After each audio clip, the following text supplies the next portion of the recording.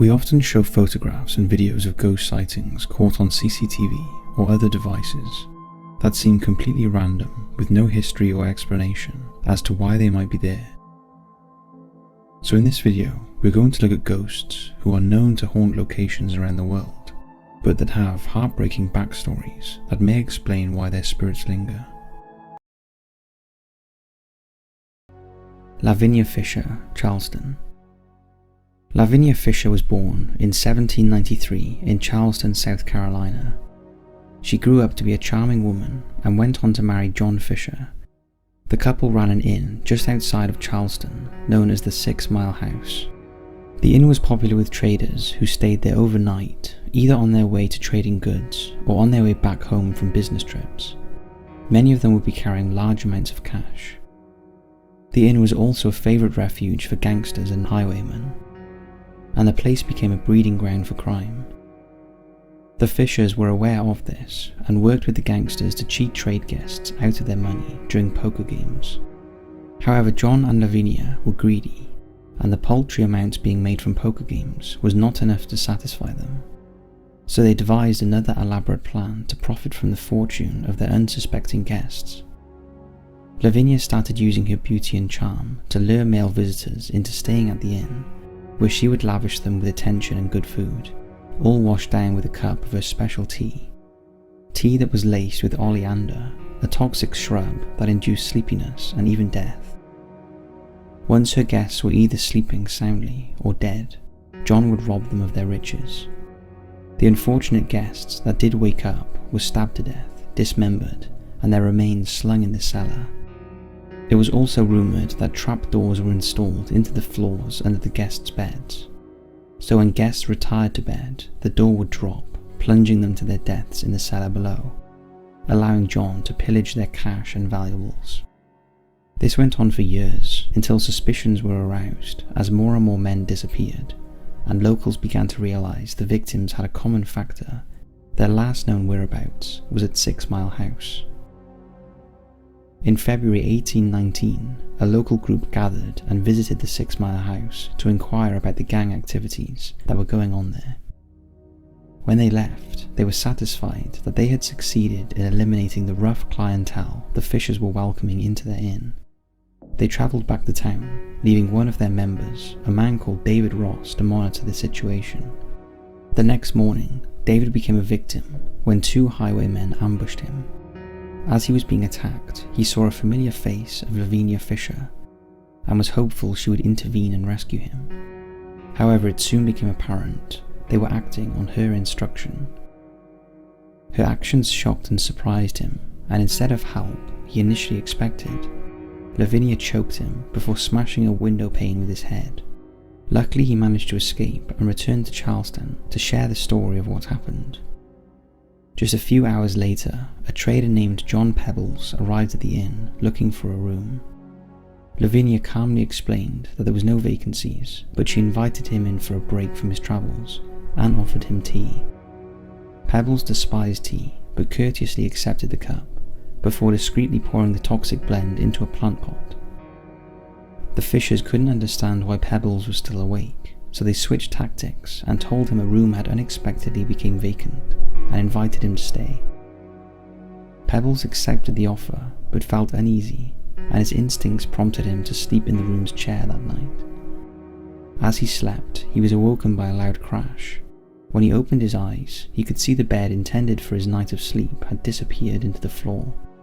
He fled quickly through the window, not looking back until he had arrived on horseback in Charleston, where he told law enforcement about the terrifying occurrence.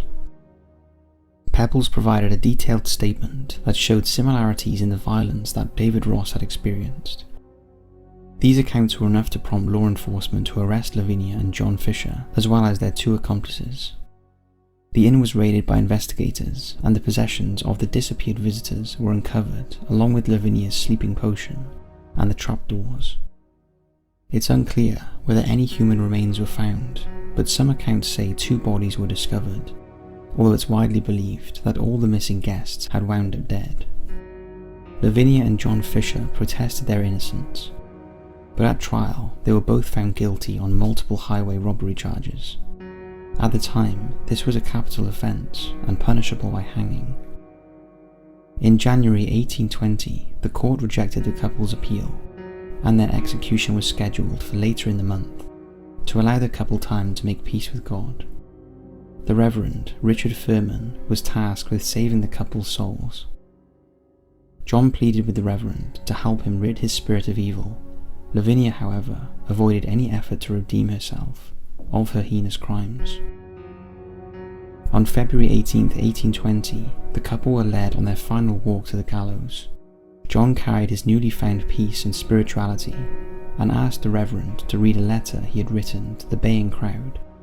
In it he persisted to say that he was completely innocent of any crime and claimed that he was a victim of the broken judicial system. He also desperately pleaded with the Crown for forgiveness.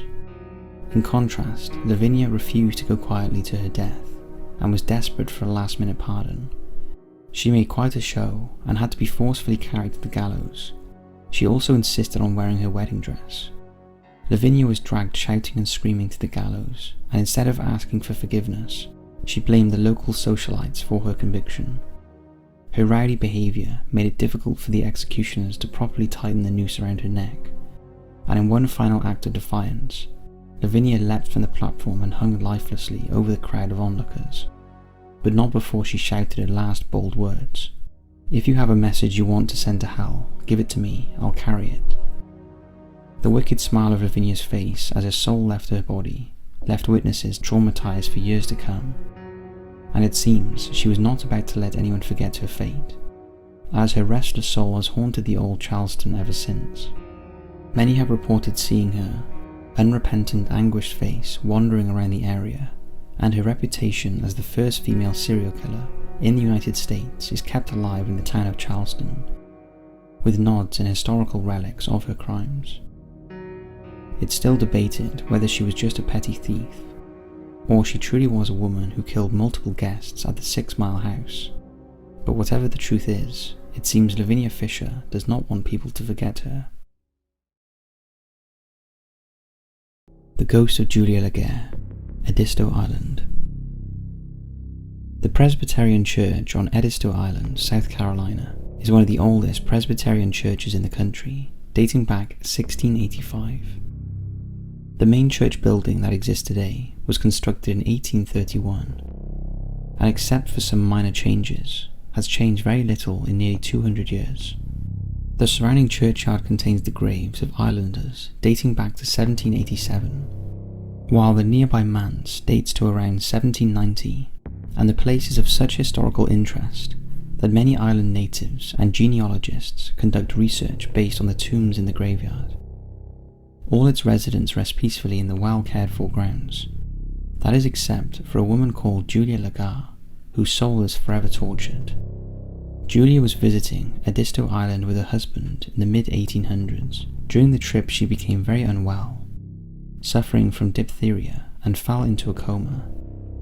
Days passed and she never regained consciousness, and on April 15, 1852, her family doctor declared 22-year-old Julia dead.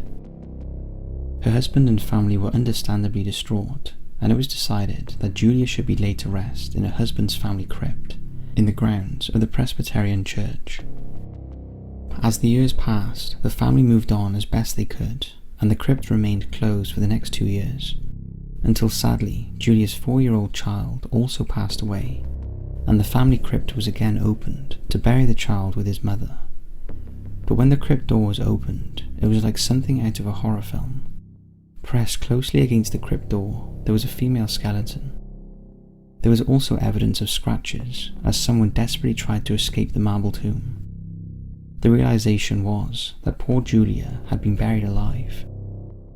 Her family were horrified, and from the day the crypt was opened and her body was discovered, strange hauntings plagued the area, and the door to the crypt would not stay shut.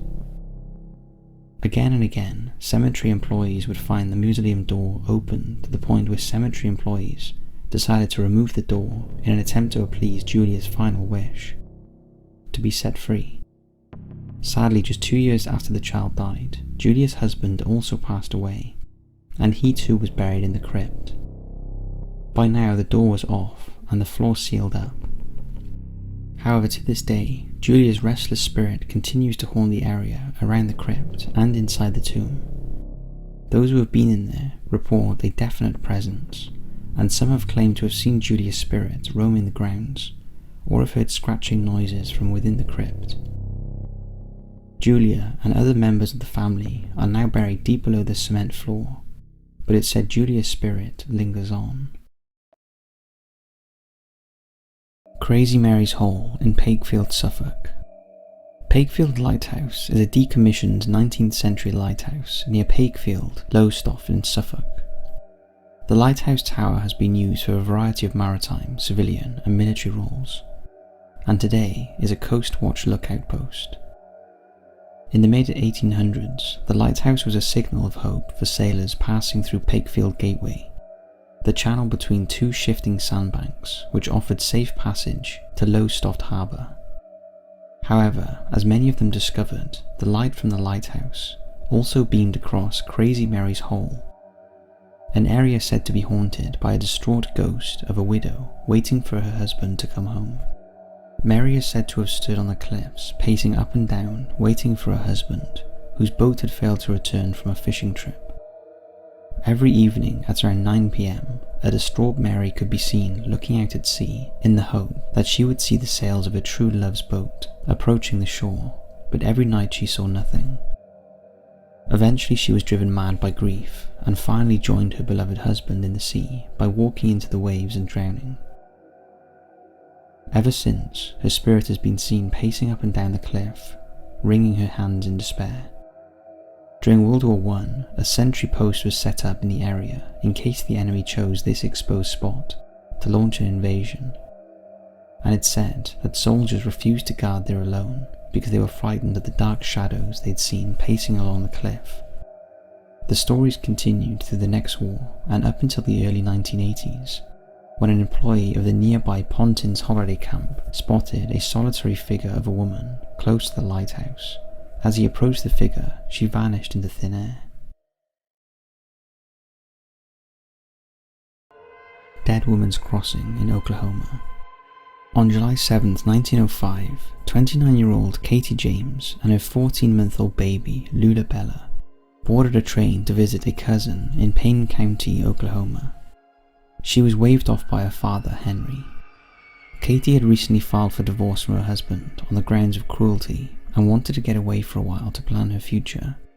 However, her father became concerned after he hadn't heard from his daughter for several weeks, so he hired a private investigator named Mr. Bartle to go out and look for her.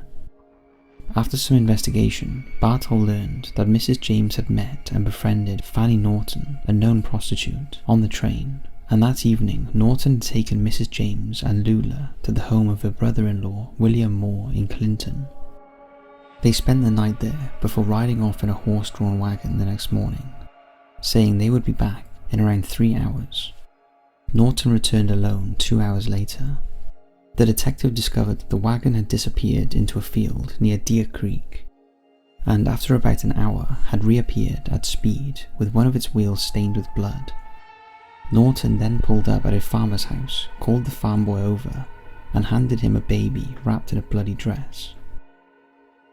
Clearly, something had happened to Katie, but when the detective tracked down Norton, she denied killing Mrs. James.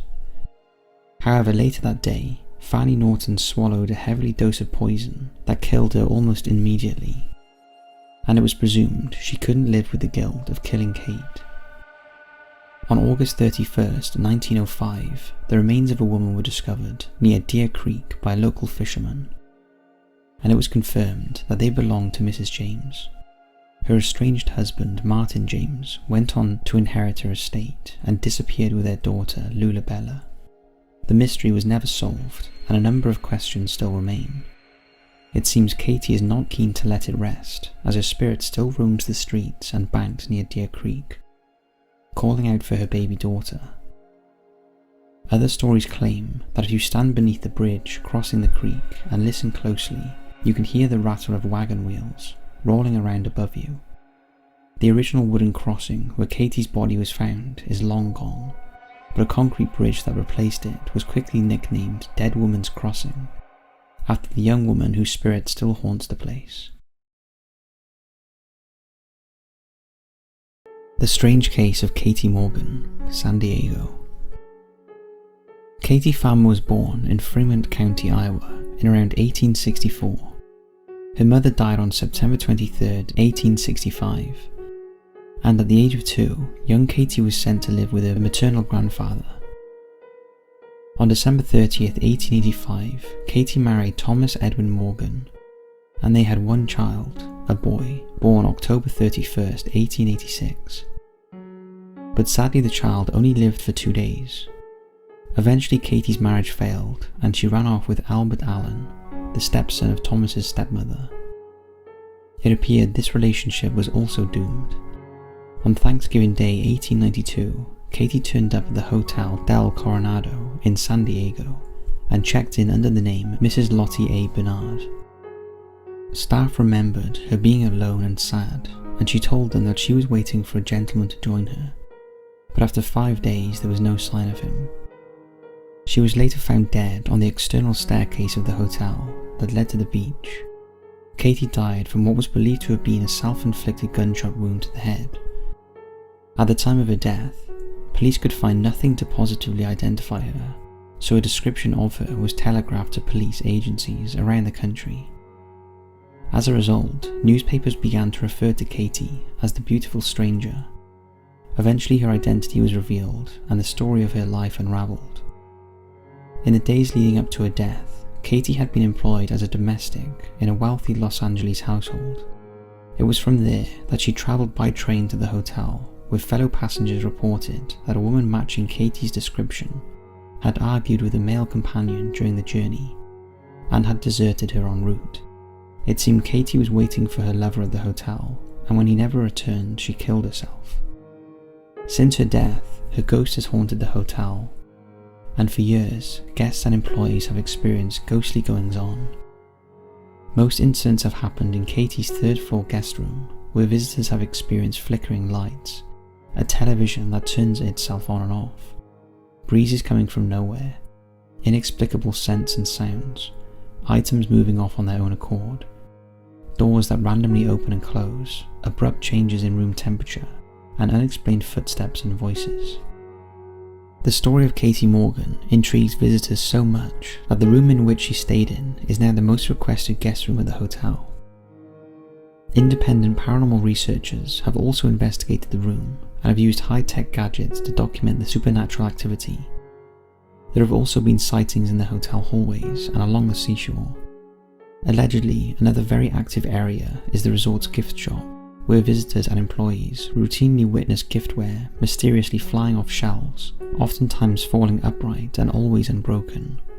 The story of Katie's tragic life has also been documented in a book called The Beautiful Stranger, and is the official account of Katie's visit to the hotel, and also contains newspaper reports of her death, as well as the coroner's inquest notes. So it seems that although Katie was deserted in life, she has made up for it in death. So that's 5 tragic backstories behind 5 incredibly haunted locations. We hope you've enjoyed this video,